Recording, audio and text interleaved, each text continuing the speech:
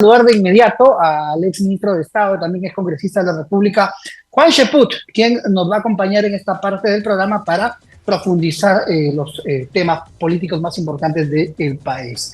Primero, ¿no? ¿Cómo están? Buenas tardes, estimado Juan Cheput, bienvenido a Sol TV. Muy buenas tardes, Joel, es un placer conversar contigo nuevamente. Muchísimas gracias. Bueno, acabamos de escuchar ahí al fiscal supremo adjunto, ¿no? Él ha dicho de que la presidenta está evitando estas diligencias. Tenía programada hoy una cita para transparentar el caso de los relojes. ¿Se complica la situación de Dina Boluarte? Definitivamente, yo creo que Dina Boluarte está cometiendo un error al no encarar directamente estas diligencias desde la primera oportunidad. Pues lo que más interesa para un político es la percepción en la ciudadanía. Y si ella frustra la diligencia y evita entregar los Rolex a la fiscalía para que de esa manera se determine su procedencia, lo único que está causando es que la percepción que hay sobre la posibilidad de que haya cometido un delito se incremente. Y eso obviamente va a traer como consecuencia pérdida de más legitimidad y una situación de crisis que va a continuar en el tiempo.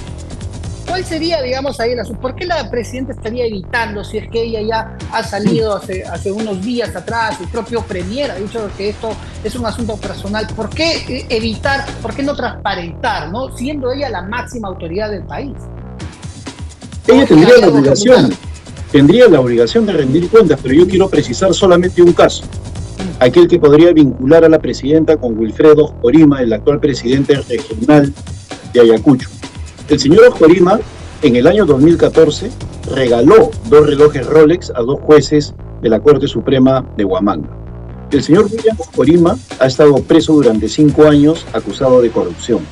El señor William Oscorima visitó a la presidenta Boluarte en los mismos días del escándalo y luego, sin que nadie le preguntara, dijo que él coleccionaba Rolex y que había comprado un modelo similar al que mostró la presidenta de la República, ¿no? Gran coincidencia, como si los modelos de los Rolex fueran como los Casio que abundan, cuando todo el mundo sabe que su principal característica es la exclusividad.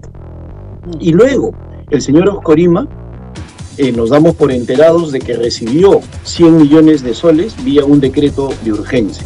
Las preguntas que nos tenemos que hacer es, ¿quién es el familiar que ha recibido el regalo del señor William Oscorima? Él dice que se lo regaló a un familiar muy querido. En segundo lugar, ¿por qué la presidenta ya no muestra ese reloj? En tercer lugar, ¿por qué el señor Oscorima habla de ese reloj, del mismo modelo que el de la presidenta, en los días en que se destapa el escándalo? ¿No? Yo creo que ese es suficiente indicio para que la Fiscalía profundice. Yo temo, lo digo con mucha pena, que la presidenta de la República esté involucrada en cosas muy serias desde el momento que ha frustrado la diligencia del día de hoy, en lugar de colaborar. Es lo que ha dicho el fiscal supremo adjunto, ¿no? De que van a iniciar otro proceso por estas evasivas de Palacio de Gobierno y la propia presidenta Dina Boluarte. Qué lamentable que continuemos hablando de este tema. Para algunos, ¿no? Bueno, es un reloj. No, es una joya de altísimo valor que compromete indudablemente a la presidenta del país. ¿Cree usted que con este escenario se dará el voto de confianza al gabinete de Gustavo Adriancén? Algunas bancadas aquí en este programa han pedido cambios antes de y que se esclarezca este tema. ¿Cuál cree que será el derrotero en este escenario? Yo creo que el resultado será el de una confianza anunciada, ¿no? Sí le van a dar la confianza al señor Adriancén por una sencilla razón. El Congreso quiere llegar hasta el año 2026 y por eso ha claudicado de sus funciones. Para otorgar la confianza solo se necesita mayoría simple y las bancadas tipo Renovación Popular, APP, Acción Popular, Avanza País, en la vida van a dejar sus gollerías o perder beneficios si es que ellos corren el riesgo de quitarle la confianza al señor Adriancén, que realmente no merece que se le brinde, ¿no? No solamente porque no ha cambiado a ningún ministro, sino porque sus primeras declaraciones han demostrado que no sabe ni dónde está parado. Yo creo que la principal mortificación del pueblo peruano hoy va por el lado de la inseguridad ciudadana y ese señor mantiene a un ministro cuestionado por comprar recientemente fusiles que no valen lo que se ha pagado y sobre todo por haber descuidado tremendamente la seguridad ciudadana, que es la base de la destrucción de la economía popular. Cualquier oyente de Sol TV en ese momento sabe perfectamente que la extorsión y el sicariato son los destructores actuales de lo que es la economía popular. Y ante eso este gobierno no está haciendo nada y el ministro Adrián Sen menos. Sin embargo, lo penoso, Joel, es que a pesar de eso le van a otorgar la confianza. O sea, esta confianza sería, según su criterio, para mantener gollerías, privilegios de los actuales parlamentarios. Sin ninguna duda, aún más. Días antes, el Comercio sacó una nota de Martín Hidalgo en la cual decía que los voceros de estas bancadas, APP, Avanza País, Renovación Popular, Acción Popular, habían adelantado ya que le darían la confianza, pues no estaban dispuestos a otorgar una bala de plata al gobierno. Es decir, como solamente se puede quitar la confianza a dos gabinetes, no querían la primera. Es decir, siguen con la misma cantaleta. Y lo más penoso de todo es que sin haber escuchado al Premier, ya adelantaban que le iban a dar la confianza. Es decir, acá el gran responsable del deterioro de la situación en el país es el Congreso, porque no hace control político. A la fecha, ni siquiera han conseguido las firmas para interpelar a Víctor Pérez. Así es. No, para la censura, ya lo interpelaron. Pero para la censura, perdón. Así es, sí. Pero Perú Libre, ¿no? Ha presentado o está también buscando firmas para una moción de vacancia contra Dina Boluarte. Esto es descabellado porque hemos escuchado ahí a congresistas de derecha, por ejemplo, al congresista Montoya, decir que no es momento para una vacancia, ¿no? El Perú necesita estabilidad por el caso Robles y el balance patrimonial de la presidenta Dina Boluarte. Bueno, al señor Montoya, que no es político, él es un almirante, él habría que decirle que en este momento ya hay inestabilidad en el país. O sea, no es que estemos estables, hay una tremenda inestabilidad. Y por otro lado, el nivel de deterioro es gigantesco. Y para personas como él, que ve el Congreso como una chamba más, porque gana 2 sueldos como pensionista y su chambita que tiene en el Congreso, no le importa el futuro del país. No le importan las condiciones en las cuales día a día nos venimos deteriorando. Lo único que le importa es seguir hasta el 2026, igual que sus compañeros de armas que están en el Congreso. Acá, el tema de la vacancia presidencial tampoco va a prosperar, y en ese sentido no es recomendable que la presenten ahora, pero no porque no haya inestabilidad, sino porque primero no se han tejido los votos. Presentar una moción de vacancia en estas circunstancias es exactamente igual a jugar a la política como lo hizo Patricia Chirinos en septiembre del 2021, cuando presentó la primera moción de vacancia. Sí. Lo único que hacen es fortalecerlo y victimizarlo porque no van a tener los votos. Va a ser rechazado. Si realmente quieren vacar, pues que apoyen el trabajo de la Fiscalía, formen una comisión investigadora desde el Congreso, citen al señor Oscorima, oblíguenlo a que entregue las joyas o que diga quién las tiene y colaboren con el proceso de indagación. Pero que no vengan con cuentitos como presentar mociones de vacancia que no van a llegar a ninguna parte. ¿Dina Boluarte está gobernando con un cierto sector de la derecha? Sin ninguna duda, pero no por un propósito noble, no por un propósito programático, no por una cuestión ideológica, sino que los une el deseo de sobrevivir hasta el 2026. Lamentablemente hay una derecha ganapán que no entiende que deben colocarse por encima de las circunstancias y solamente piensan en sus sueldos, en sus bonos, en el seguro que les dan en el Congreso, en ganar 2 sueldos. Y esa derecha ganapán es la que le está haciendo un gran daño a una derecha seria en el país, y es por eso que están creciendo las posibilidades de una izquierda que en el fondo es la verdadera responsable de esa crisis.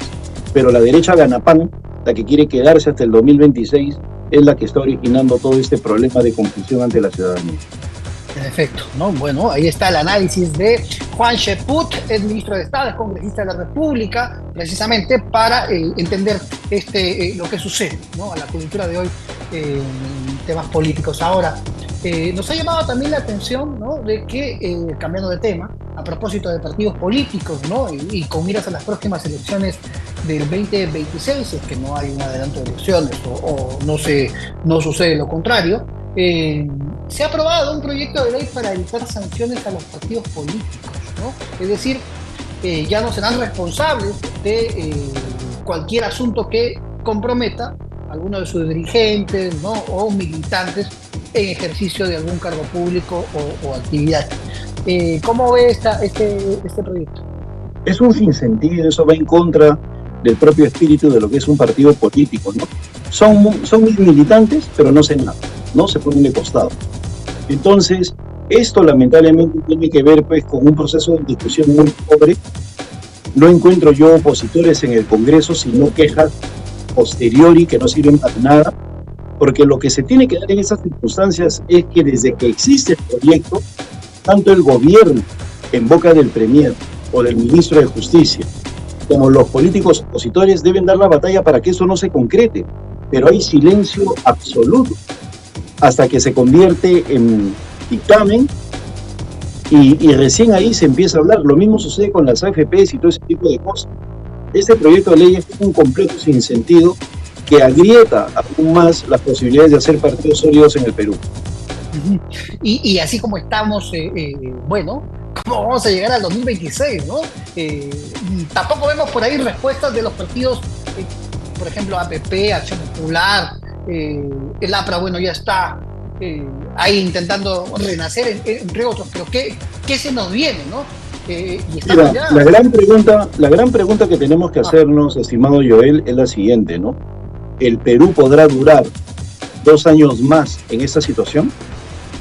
¿La señora Dina Boluarte tendrá el temple suficiente como para durar 2 años más? Yo creo que el Congreso jamás la va a vacar, pero la señora Boluarte sí podría renunciar.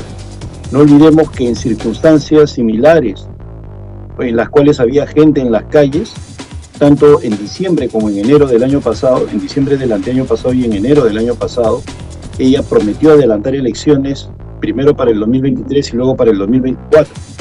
Con estas circunstancias de la Fiscalía, con el millón de soles que se le encontró en sus cuentas, con los $25,000 que billete sobre billete llevó a un concesionario para comprar una camioneta y con todas las cosas que están saliendo, yo creo que más pronto que tarde ella va a empezar a evaluar la posibilidad de renunciar, porque así no se puede gobernar.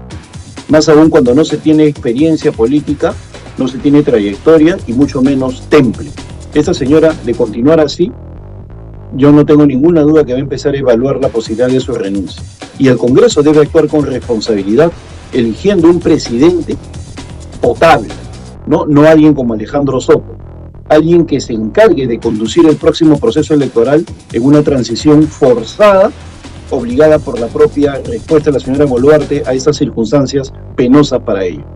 Bueno, Alejandro Soto, para terminar, esta es mi opinión, ¿no? Es uno de los presidentes del Parlamento que menos contacto ha tenido con la prensa, siendo él, ¿no?, un comunicador en el Cusco, teniendo un programa, creo que es uno de los peores. Es que la mordaza son sus antecedentes. La cola larga la convierten en mordaza. Y mira, para aquellos oyentes que piensan de que nada le va a pasar a Boluarte, yo he conversado con muchos colegas tuyos hace 2 meses, indicándome que la presencia de Otárola era insustituible, que nadie lo podía sacar. Miren dónde está Otárola hoy en día. Así es el Perú. Y por lo tanto, quienes dicen que Boluarte se queda hasta el 2026, primero que analicen las circunstancias que estamos viviendo ahora.